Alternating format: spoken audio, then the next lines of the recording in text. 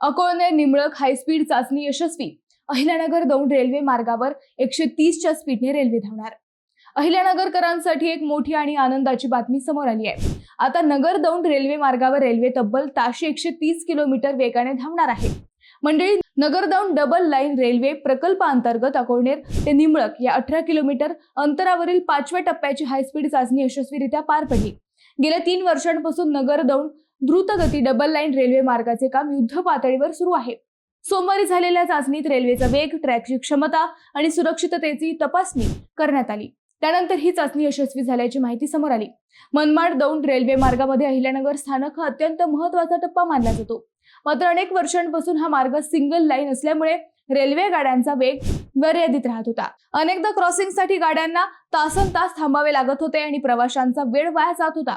पण आता डबल लाईनचे काम अंतिम टप्प्यात पोहोचल्यामुळे ही समस्या मोठ्या प्रमाणात कमी होणार आहे।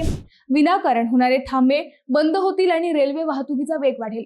विशेष म्हणजे या मार्गावर रेल्वे गाड्या ताशी 130 किलोमीटर वेगाने धावू शकतील अशी क्षमता विकसित करण्यात येत आहे।